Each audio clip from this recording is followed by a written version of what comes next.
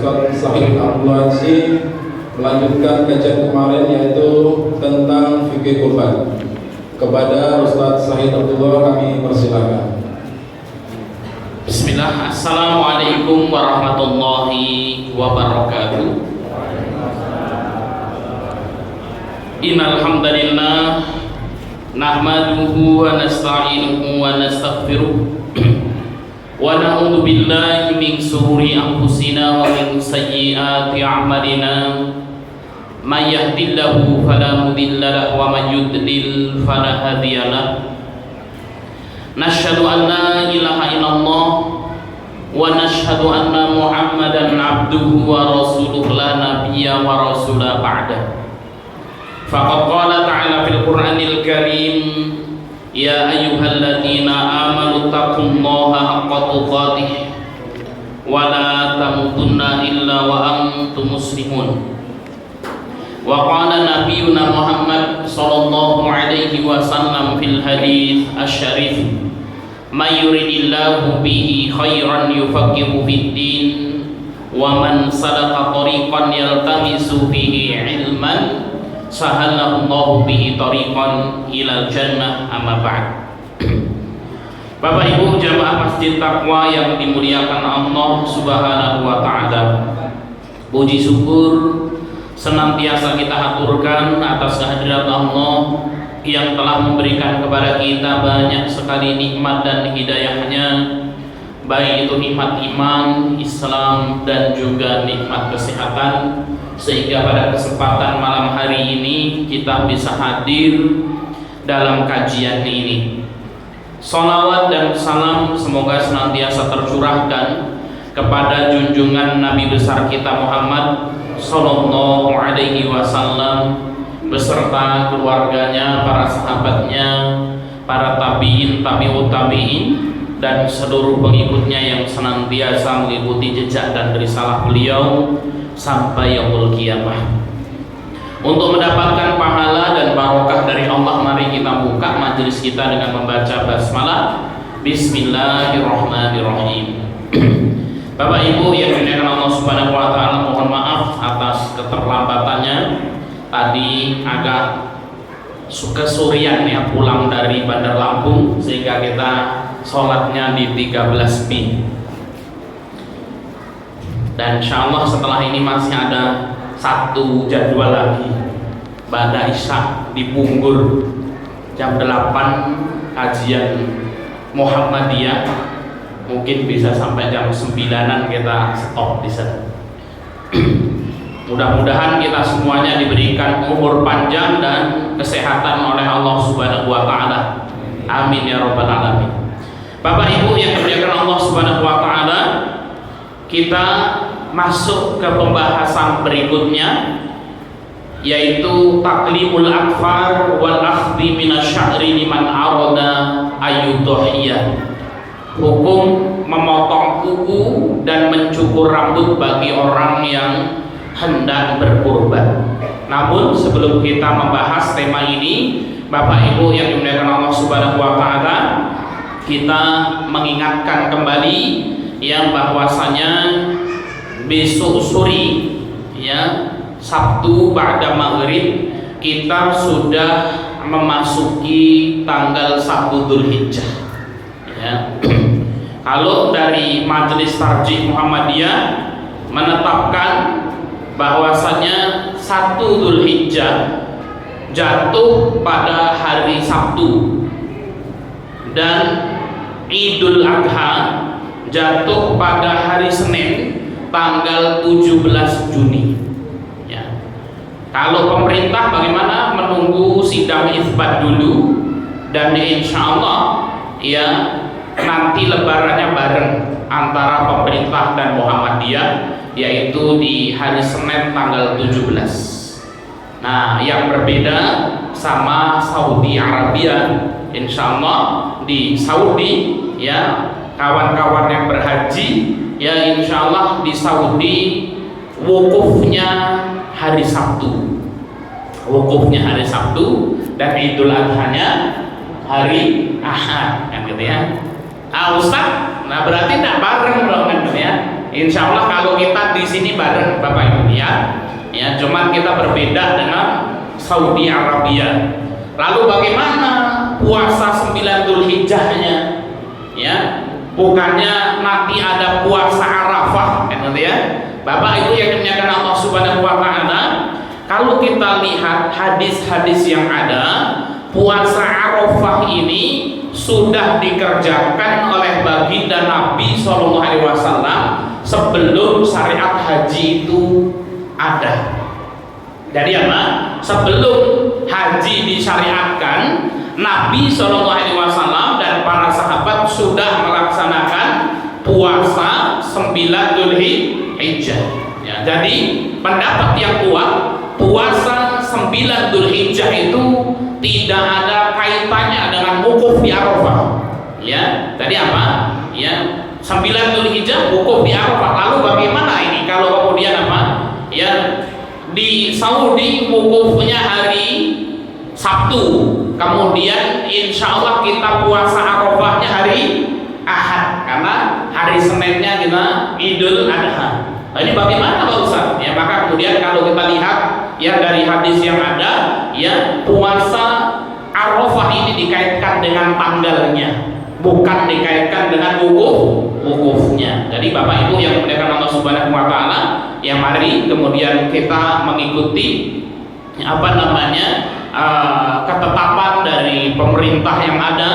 Ya kalau kemudian Bapak Ibu ya warga Muhammadiyah, maka boleh kemudian apa mengikuti ya ketetapan dari Tarjih Muhammadiyah yang ada. Dan insya Allah di tempat kita apa namanya Idul Adha-nya insya Allah akan sama ya, bareng ya Bapak Ibu yang dimuliakan Allah Subhanahu wa taala.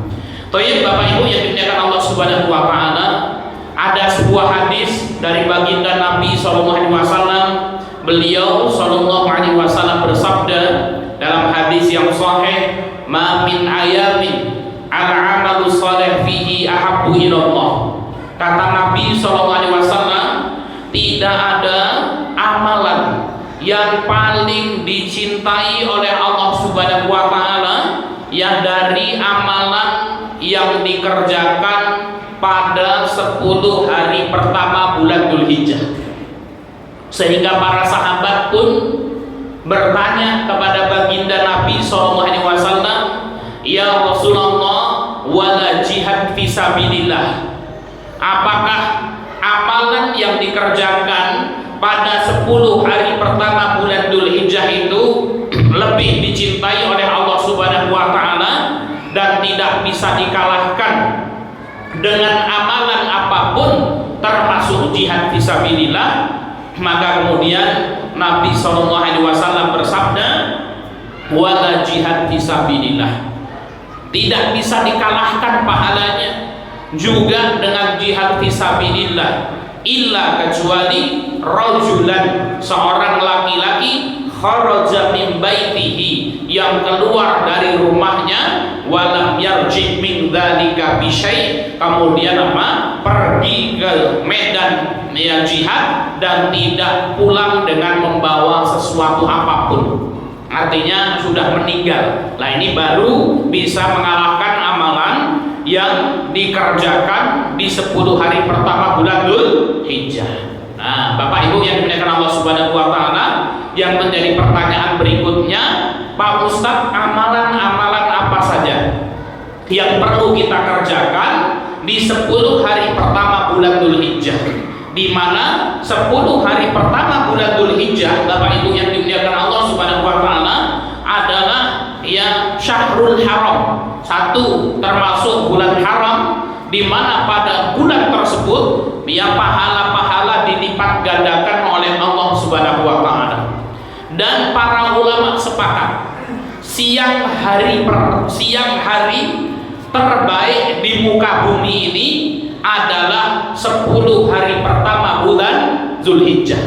Jadi apa? Siang hari terbaik di muka bumi ini adalah 10 hari pertama bulan Dzulhijjah. Sedangkan malam hari terbaik di muka bumi ini adalah 10 malam terakhir di bulan Ramadan. Nah, maka ada amalan-amalan yang hendaknya kita kerjakan, yang pertama memperbanyak zikir kepada Allah Subhanahu wa taala. Wadhkurullah ya fi ayyamin ma'lumat, dan banyak-banyaklah mengingat Allah Subhanahu wa taala pada hari-hari tertentu. Ibnu Abbas radhiyallahu anhu mengatakan, yaitu di 10 hari pertama di bulan Dzulhijjah kita banyak berzikir, terutama mengucapkan takbir, Bapak Ibu. Ya, jadi apa? Takbiran, mengucapkan takbir Allahu Akbar, Allahu Akbar, Allahu Akbar. Kemudian yang kedua, Bapak Ibu yang dimuliakan Allah Subhanahu wa taala, amalan yang perlu kita kerjakan adalah memperbanyak puasa sunnah di 9 hari pertama bulan Dzulhijjah. Ada hadis ya yang disebutkan oleh sebagian istri-istri Nabi SAW bahwasanya Rasul SAW tidak pernah meninggalkan puasa di 10 hari pertama bulan Dzulhijjah. Kemudian puasa pada tanggal 10 Muharram ya, dan puasa 3 hari di setiap bulannya. Nah, maka kemudian ya memperbanyak puasa sunnah di hari-hari pertama atau 10 hari pertama bulan Dzulhijjah. Namun di sini ada pertanyaan, Pak Ustadz, puasanya itu ya beruntut dari tanggal 1 Dzulhijjah sampai 9 tanpa putus, atau kemudian apa, puasanya boleh terputus-putus? Nah, kalau full itu bagaimana Bapak Ibu? Besok ya hari Sabtu malam Ahad sahur, kemudian apa, puasa 9 hari ya, full ya, tidak terputus sama sekali, atau kemudian terputus-putus kan gitu ya. Oh, puasanya Senin Kamis, kemudian sehari puasa, sehari tidak. Khilaf di kalangan para fuqaha.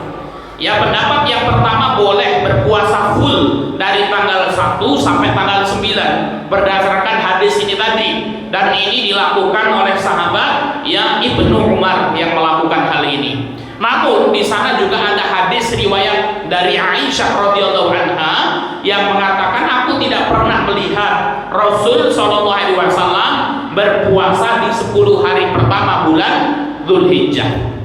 Sehingga kemudian apa? Ya, pendapat yang kedua, dimakruhkan bagi seseorang berpuasa full dari tanggal 1 sampai tanggal 9. Namun adalah apa? Yang disunahkan memperbanyak puasa pada hari-hari tersebut. Ini adalah apa? Pendapat yang kedua. Nah, maka Bapak Ibu yang dimuliakan Allah Subhanahu wa taala, silahkan kita mau pilih yang mana. Ya, kalau mau mengambil pendapat yang puasa pokoknya Pak Ustadz full dari tanggal 1 sampai tanggal 9 monggo, atau kemudian saya mengambil pendapat yang memperbanyak puasa di dalamnya namun tidak full, ya silahkan. Kemudian amalan yang ketiga Bapak Ibu yang dimuliakan Allah Subhanahu wa taala, yaitu berpuasa di tanggal 9 Dzulhijjah atau puasa Arafah. Ya, ini tanggal 9-nya. Berarti kita hari Ahadnya Bapak Ibu yang dimuliakan Allah Subhanahu wa taala.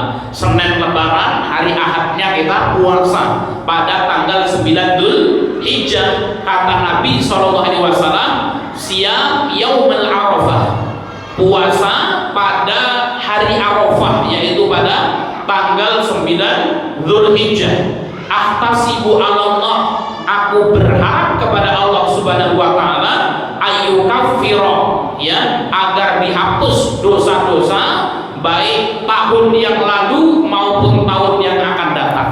Jadi apa? Ini pahalanya puasa di tanggal 9 Dzulhijjah akan Allah hapus dosa-dosanya 1 tahun yang lalu dan 1 tahun yang akan datang.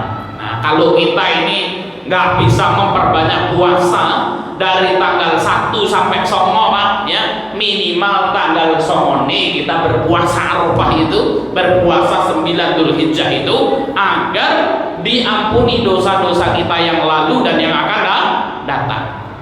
Kemudian amalan yang keempat yaitu berkorban. Ya, itu ya Bapak Ibu yang dimuliakan Allah Subhanahu wa taala, ya amalan-amalan yang perlu kita perhatikan di 10 hari pertama bulan Dzulhijjah ini. Memperbanyak zikir kepada Allah Subhanahu wa taala, ya amal yang kita kerjakan akan dilipat gandakan oleh Allah Subhanahu wa taala.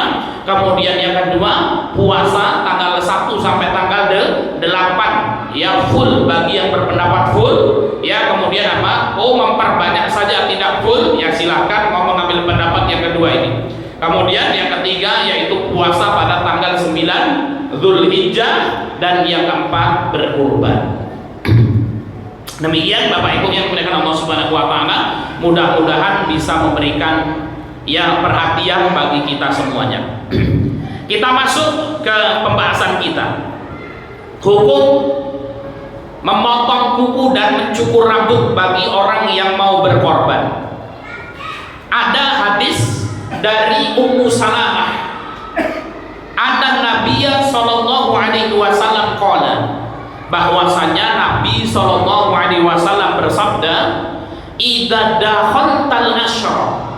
Nah, kata Kanjeng Nabi, kalau kalian memasuki 10 hari pertama bulan Dzulhijjah. Nah, ini besok sore makanya Sabtu besok sore maghrib kayak gini, berarti kita sudah masuk di 10 hari pertama bulan Dzulhijjah. Wa arada ahadukum ayyudhiyya, dan salah seorang kalian ingin berkorban, sudah punya azam untuk berkorban, walaupun iurannya lunas, gitu ya. Walaupun kemudian duitnya ngumpul kabeh, tapi kemudian apa, kita sudah punya azam untuk berkorban. Apalagi yang sudah dituku Pak Pedusi, sapi ini dan lain sebagainya, fala yamussa min sya'rihi wa basyarihi syai'an, maka kata Nabi SAW, janganlah ia memotong mencukur rambut dan memotong kukunya. Dalam riwayat yang lain, ya min akfarihi, ya dia tidak boleh untuk memotong kukunya, ya. Jadi ini hadisnya apa, Pak? Barang siapa di antara kalian ingin berkurban dan memasuki tanggal 1 Dzulhijjah, maka tidak boleh mencukur rambut dan memotong kukunya. Yang menjadi pertanyaan, Pak Ustaz, larangan di sini hukumnya haram atau makruh atau sunnah saja? Nggak memotong rambut dan memotong kuku itu. Nah, kita baca. Wa qad ikhtalafa al-ulama'u fi man dakhalat alaihi asyratul hijjah wa huwa yuridu ayyudhiyya. Para ulama berselisih pendapat tentang hukum seseorang yang memasuki 10 hari pertama bulan Dzulhijjah dan ia ingin berkurban. Faqala Ibnu Musayyab wa Rabi'ah wa Ahmad, berkata atau berpendapat Ibnu Musayyab, Rabi'ah, Ahmad dan Ishaq, wa Daud wa ba'du azhabi Syafi'i, dan juga sebagian ulama-ulama Syafi'iyah, yahrum alaihi akhda syai'in min sya'rihi wa adfarihi hatta yudhiyya li dhahiri hadzal hadis.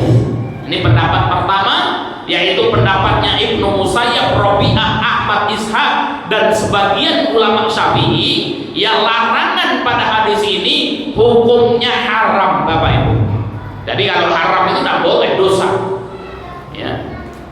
Ketika seorang mau kurban, ya, hari Sabtu malam Minggu itu sudah masuk tanggal 1 Dzulhijjah, kok kemudian apa? Yang Minggu isu cukur karo potong kuku, nah ini berdosa dia. Karena ada hadis larangan ini tadi. Ini pendapat yang pertama, Bapak Ibu yang dimuliakan Allah Subhanahu wa taala. Wa dhahaba Malik wa Syafi'i wa azhabuhu ila anna hadza makruh karohatu tanzi. Pendapat yang kedua, pendapat Malik dan Syafi'i, ya, larangan di sini hukumnya makruh saja, namun makruh yang mendekati haram. Ini pendapat yang kedua, Pak. Ya, makruh yang mendekati haram, ya, namun kemudian apa, dia tidak berdosa kalau melakukannya. Kemudian pendapat yang ketiga, Bapak Ibu yang dimuliakan Allah Subhanahu wa taala, ya, tidak haram dan tidak makruh. Ya, artinya disunahkan saja. Ini pendapat yang ketiga. Kalau ada orang mau kurban masuk tanggal 1 Dzulhijjah, disunahkan tidak memotong kuku dan mencukur rambut. Ini pendapat yang ketiga. Paham nih Pak? Ada 3. Apa Mas Hasim? Yang pertama, mencukur rambut kalau memotong kuku bagi orang yang mau berkurban kalau masuk tanggal 1 Dzulhijjah haram, berarti nak cukur, ya, motong kuku dosa. Yang kedua makruh. Yang ketiga tidak haram, tidak makruh, yaitu cuma disunahkan saja. Wa dhahaba Abu Hanifah ya anna dzalika la yukrah. Ini pendapat yang ketiga, pendapatnya Abu Hanifah yang mengatakan tidak makruh. Ya qultu, ini Abu Malik Kamal bin Sayyid Salim mengatakan huwa dairun baina tahrim wal karahah. Nah ini kalau Syekh Abu Malik Kamal bin Said Salim, dari 3 pendapat ini beliau yang berpendapat ya dengan yang makruh namun mendekati haram. Ya. Maka Bapak Ibu yang dimuliakan Allah Subhanahu wa taala, ya, bagi orang yang mau berkorban ini diusahakan tidak mencukur rambut dan memotong kuku kalau sudah masuk tanggal 1 Dzulhijjah itu. Karena apa? Ditakutkan derajat yang haram itu tadi minimal makruh tanzih. Ya. Yang menjadi pertanyaan, Pak Ustaz, yang dilarang memotong kuku dan mencukur rambut itu siapa? Yang dilarang di sini adalah shahibul kurban. Ya Bapak Ibu ya. Apa itu shahibul kurban? Orang yang mau berkurban dan tidak termasuk keluarganya. Ya. Tadi apa?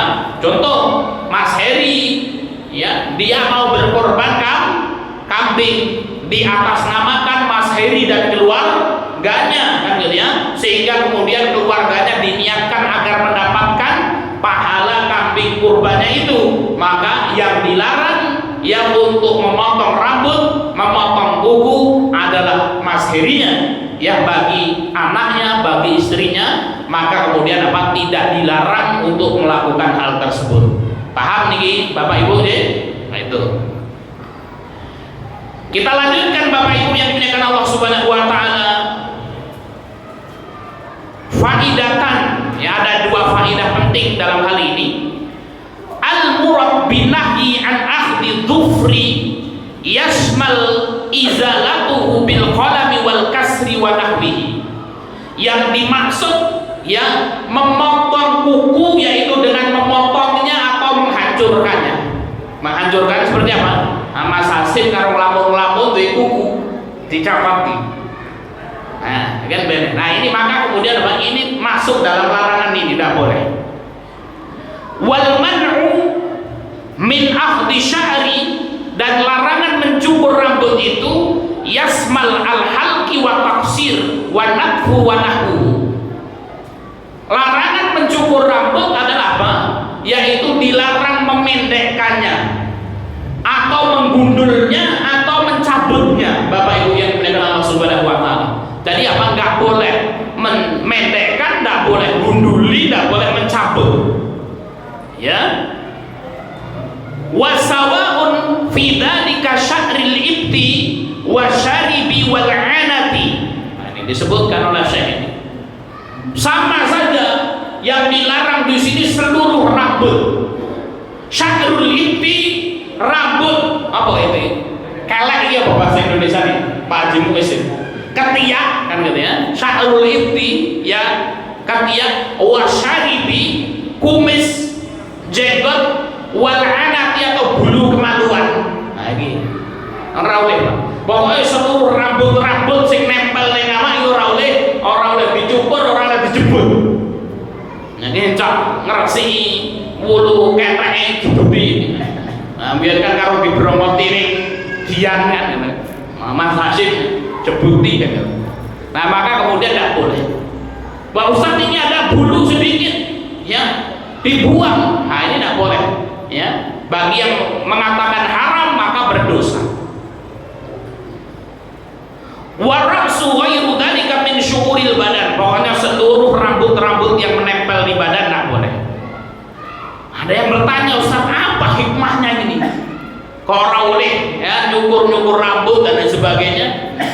Ini kebiasaan kita kan, ya ketika kemudian apa, ya hari lebaran haji, sesuk lebaran saya cukur, nah, itu ya Mas ya, main ganteng, nah itu main ganteng. Lah hari cukur ya main ganteng ini, nah ini cukurnya Pak, ya saurunge tanggal 1 Dzulhijjah bagi yang mau berkorban, ya main ganteng, ya. Padahal kemudian apa dilarang. Hikmahnya apa Pak Ustaz? Kan gitu ya. Al-hikmah fi nahyi, hikmah dari larangan tersebut ayat qakamilul ajza liya'taqa min narin, ya. Ini hikmahnya adalah agar seluruh badan kita ini itu ya terbebas dari api neraka. Jadi ternyata apa? Ya kambing yang kita sembelih untuk kurban itu pada hari kiamat akan memberikan syafaat. Bisa jadi kita akan diampuni, dibebaskan dari api neraka. Maka kemudian supaya mau kuku-kukune dhewe iki orang koblong karo api neraka ya, sehingga kemudian rambutnya tidak boleh dicukur, tidak boleh dijebut, supaya kemudian apa? Ya mendapatkan perlindungan dari api neraka. Nah, ini ya Pak ya. Ini terkait dengan hukum ya memotong kuku dan mencukur rambut bagi orang yang mau berkorban ketika masuk tanggal 1 Dzulhijjah. Nah batasnya kapan Pak Ustaz oleh cukur itu? Batasnya sampai kurbannya disembelih. Nah itu Pak ya, sampai kurbannya disembelih. Ya. Nah setelah kesusuannya cukur ya kan disini. Iki wedhusku gak dibeleh disini. Nah ngopo wis gatel sirahnya rek cukur ya bukan ya. Ketika kemudian sudah disembelih wis budal tukang cukur nggak apa-apa, boleh ketika itu cukur ya. Yang selanjutnya Bapak Ibu, waktul udhiyah. Nah kapan itu waktu penyembelihan kurban itu? Nah ini penting sekali Bapak Ibu yang dimuliakan Allah Subhanahu wa taala. Ajma'a ahlul ilmi ala anna al-udhiyata la yajuzu dzabhuha qabla tulu'il fajri min yaumin nahri. Ya, jadi ulama sepakat sembelihan kurban itu tidak boleh disembelih sebelum matahari terbit. Ya, jadi apa? Ya semuanya sepakat tidak boleh disembelih kalau belum datang waktu subuh.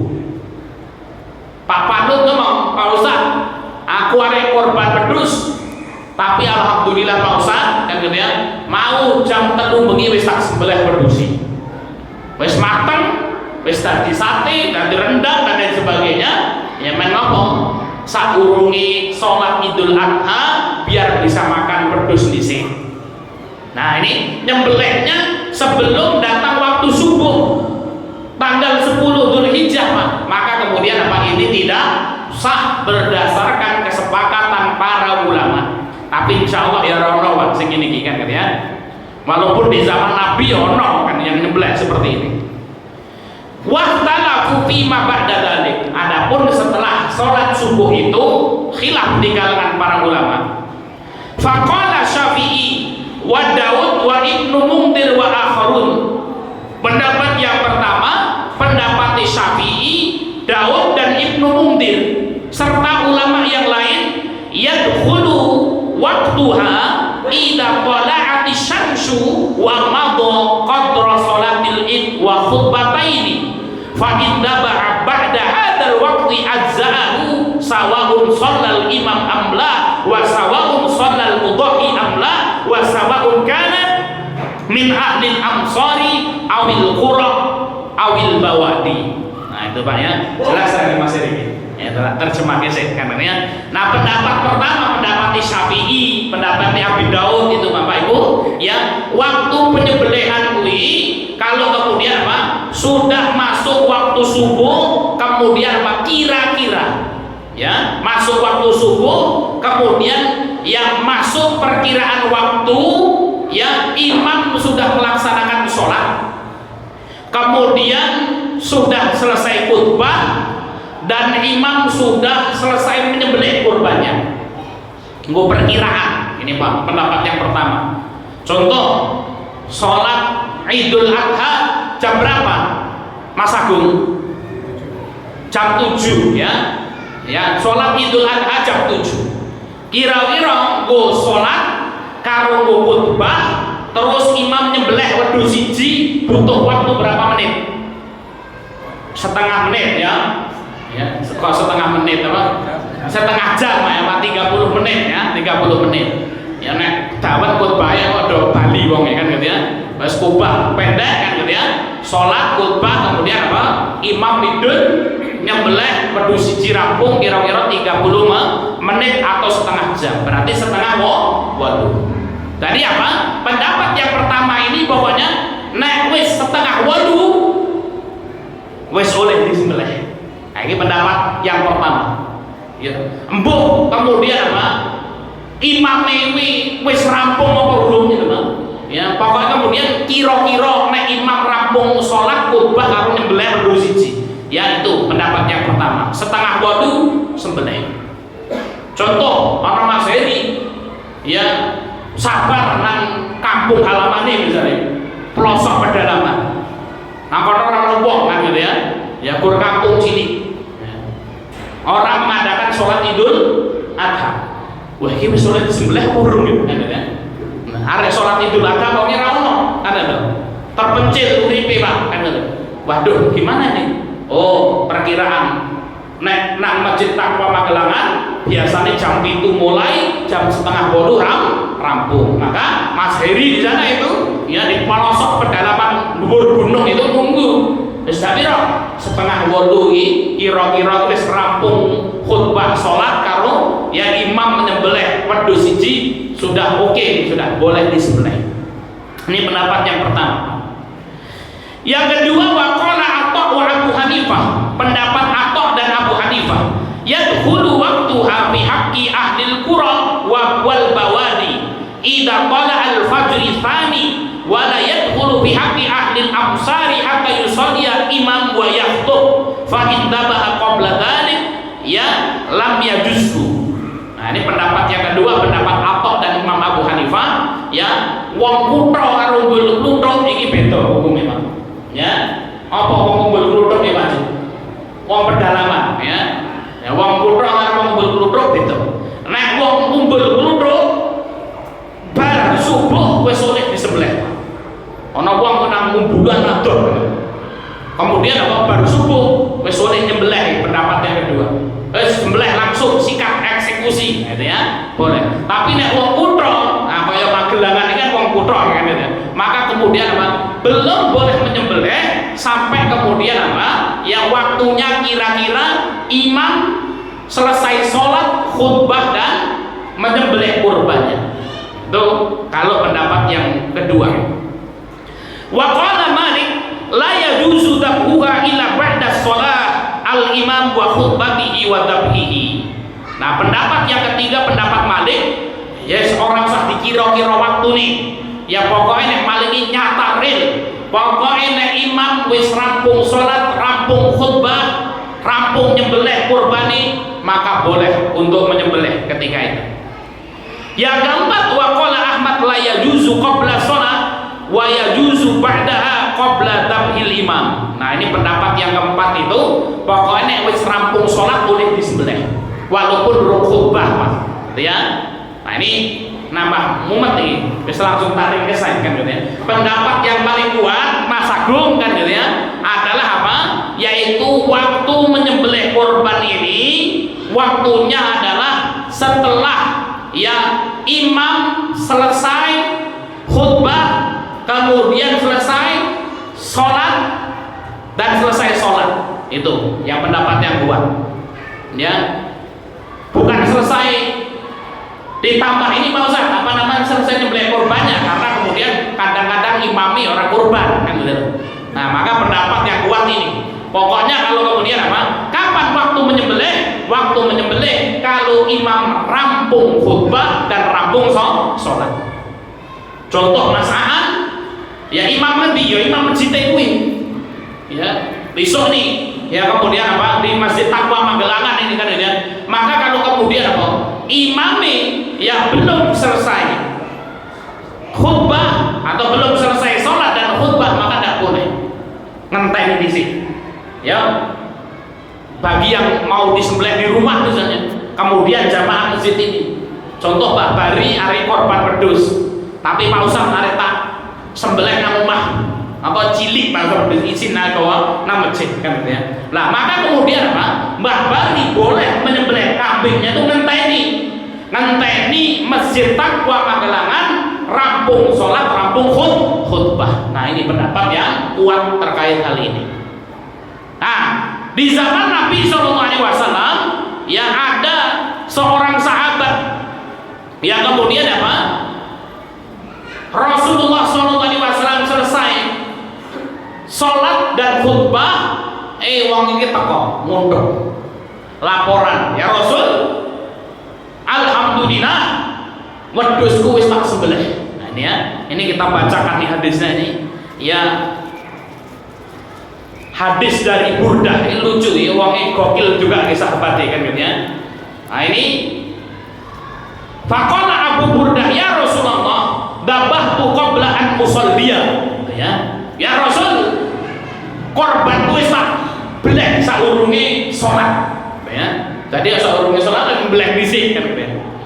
Wa inda jad'atin khairun minal musinnah, ya.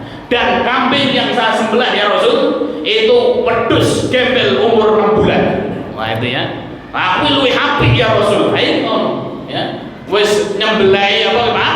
Saurunge salat wedhus gembel cilik umur 6 bulan nih. Kementus banget ngono. Ngomong karo Rasul sallallahu alaihi wasallam kan gitu ya.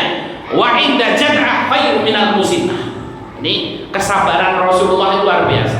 Faqala ij'alha makanaha wa la tunzi an ahadin ba'daka. Apa kata Nabi SAW? Ya sudah, ya, apa yang sudah kamu sembelih itu wis rampung ngono kuwi, tapi kaya ngono kuwi sesuk wis ora oleh meneh nggo wong selainmu. Nah, itu Pak. Itu ya. Itu. Jadi apa kemudian datang ya, rampung sholat, ya Rasul minta sembelih sebelum sholat itu ya Rasul. Dan yang saya sembelih itu ya wedhus gembel umur 6 bulan. Ya, Pak. Nyembelih saurung sholat sekarang PDW gitu ya, umure orang lebu kan gitu ya, laporan meneh karo Kanjeng Nabi sallallahu alaihi wasallam kan gitu ya. Maka kemudian Rasul mengatakan ij'alha makanaha ya walan tujzi'a an ahadin ba'daka, dan kemudian apa, tidak sah lagi untuk orang selainmu gitu ya. Jadi ini Bapak Ibu yang dimuliakan Allah Subhanahu wa taala, dan Rasul sallallahu alaihi wasallam bersabda, "Man dzabaha qabla shalah falyu'id." Barang siapa nyembelih hewan kurban sebelum sholat, maka falyu'id, maka ulangilah, karena sesungguhnya nilainya bukan korban, akan tetapi apa, nilainya adalah ya seperti sedekah biasa. Bapak Ibu yang dimuliakan Allah Subhanahu wa taala, saya bacakan hadisnya. Man dzabaha qabla shalah fa innama dzabaha li nafsihi. Barang siapa menyembelih sebelum sholat, ini nyembelih wa wa'idini, orang bernilai kurban. Wa man dzabaha ba'da shalah faqad tamma nusukuhu. Dan siapa yang menyembelih setelah sholat, maka kemudian apa? Nah, ini sudah bernilai korban. Faqad tamma nusukuhu, sempurna korbannya. Wa asaba sunnatal muslimin, maka kemudian apa? Dia mendapatkan ya sunnahnya orang-orang muslim, artinya sembelihannya sah. Ya. Bapak Ibu yang dimuliakan Allah Subhanahu wa taala, ini waktu menyembelih ya, paham ya Pak ya? Ya, kapan waktu menyembelih Mas? Setelah sholat, setelah khutbah. Khutbahnya rampung, Pak. Khutbahnya doa banget sejam suwen ya, belah dicek kan ya. Maka menurut pendapat yang kuat tidak sah. Maka ingat-ingat harus rampung khutbah. Khutbah mana? Khutbah di masjid kita. Ya, jadi kudu rampung. Ya, bar kemudian muka panitia aja sembrono, ya panitia wis ora sholat misalnya, ngenteni misalnya, ya nyembelih pindah nang kono kan gitu ya. Iki ra rampung-rampung itu sembelih eksekusi sih ae, potongi kan gitu ya, selari pindah nggon misalnya kan gitu ya. Ternyata belum selesai khutbah, maka tidak sah fal yurid, maka ulangi lagi. Ya. Akhir waktil udhiyah, kapan akhir penyembelihan penyembelihan itu, Bapak Ibu yang dimuliakan Allah Subhanahu wa taala. Ikhtalafal ulama fi akhiri waqtil udhiyati ala nahwil ikhtilaf alladzi taqaddama fi kitabil hajj fi ayamin nahri. Ini para ulama berbeda pendapat yang terkait kapan waktu akhir penyembelihan. Waladzi yadhhar anna tadhiyah tamtad ila akhiri ayami tasyrik, ya. Dan pendapat yang kuat yaitu waktu menyembelih itu pada tanggal 10 Dzulhijjah setelah imam menyelesaikan sholat dan khutbah sampai tanggal 13 Dzulhijjah atau hari tasyrik. Salis asyar min Dzulhijjah wa in kana al-ahwat an taf'al fi yaumin nahri, kan gitu ya. Dan penyembelihan yang paling baik Bapak Ibu yang dimuliakan Allah Subhanahu wa taala adalah disembelih di tanggal 10 Dzulhijjahnya. Jadi apa?